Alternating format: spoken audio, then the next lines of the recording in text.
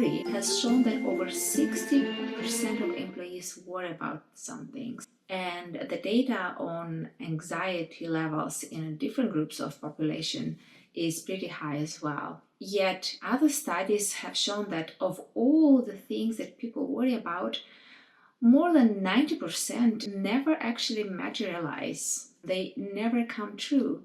And of the remaining 9 or so percent, about a third end up with much better outcomes than what people worry they might be. In this video, I thought I will share how to deal with anxiety when it strikes you. Generally, there are two ways to deal with it. One is top-down and another one is bottom-up. And I find them to be useful in different situations. And sometimes one doesn't work and then you need to use another one.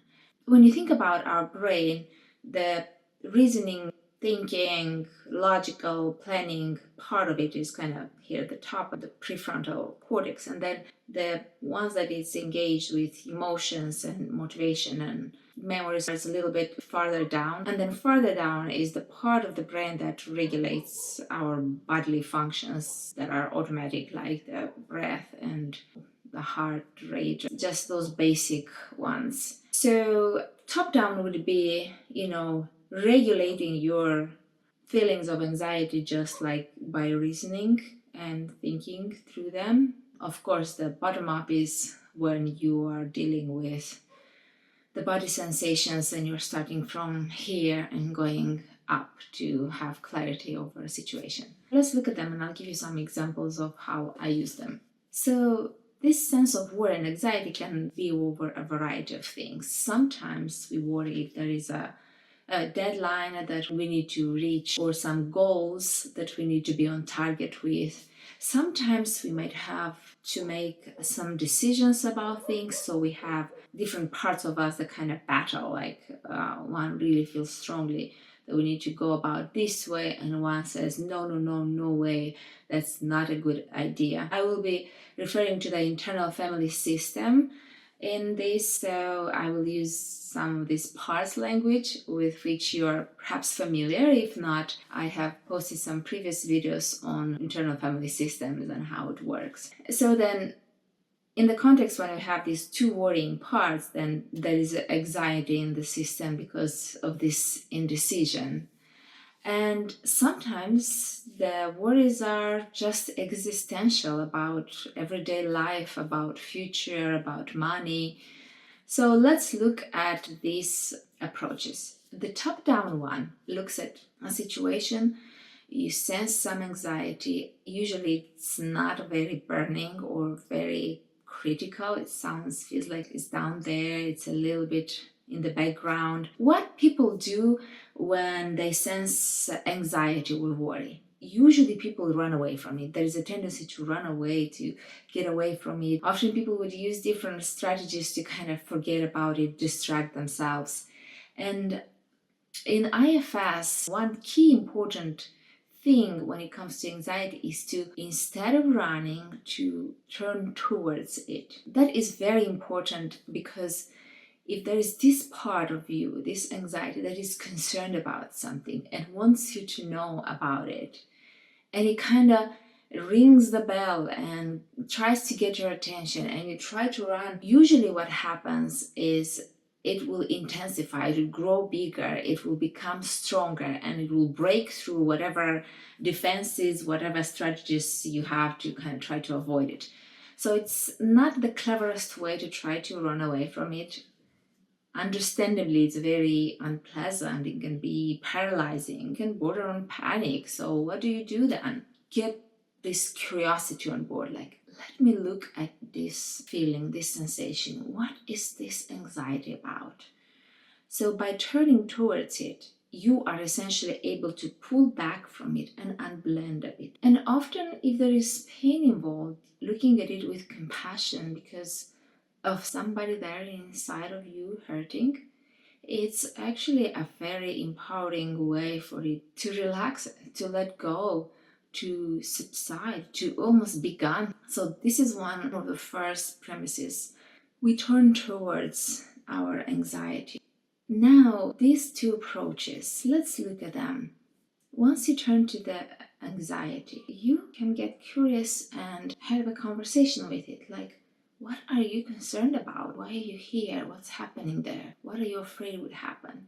And usually you would get this response: I'm worried that this and this, I'm worried that you will not be able to do that, or I'm worried that something bad will happen to somebody if we don't do this. So then you're able to say, oh, I get it. No, there is this understanding.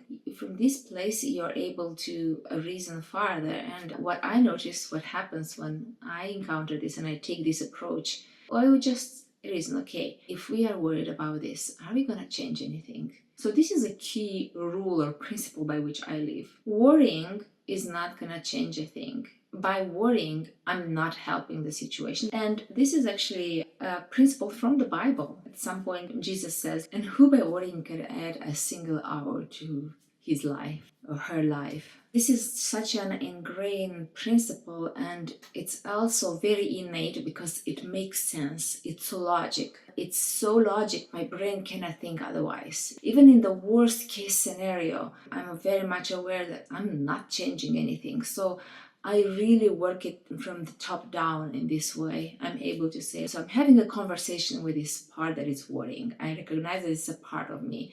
So I'm saying, if we are worrying right now, we are not going to be able to focus properly. We're not going to be able to work effectively. We might create more stress with other people. So I just kind of have this like chill. And then I negotiate. I negotiate with the part like, how about this? You will kick in to worry like, let's say, 10 minutes or an hour, or when we see that there is really, we've done everything and there is no way that we can, that's when we will worry. And usually there is a pain related to the loss. What will be the loss of it? This part that worrying is protecting. So then I say like, let's not assume that we have failed. Let's not assume that we have lost anything. Let's go and assume the best in this situation, and let's chill, and we'll worry later when there will be substantial reason for worrying. For example, I'm running late to something, and this is a big one because I can get so worried about, let's say, for example, if I'm to like catch a train, I still get a lot from the part like, okay, we gotta rush, we might miss that, or we gotta rush, we might be late there. So there is kind of a constant kind of little kick of adrenaline to kind of do things efficiently, but it's not overwhelming me. So it just like floods me so that I'm like paralyzed, and I go, I go panicking. That doesn't happen. I'm able to have this conversation with the worrying part and say, let's postpone the worrying. We'll worry when we'll hit the gate and we'll see the train approaching, and that's when we're gonna like kick a lot of stuff in to get through. Same with the deadlines.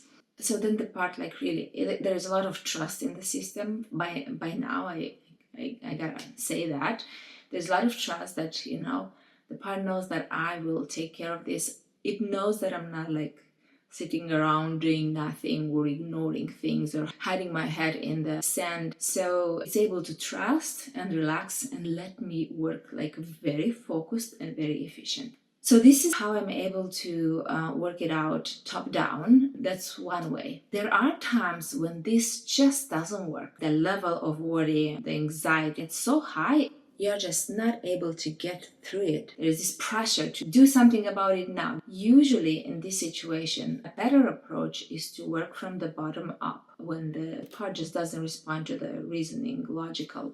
But this bottom-up way of dealing with anxiety and worry, I will present in the next video. Keep an eye on it. You take care, subscribe if you haven't yet, and I'll see you next time.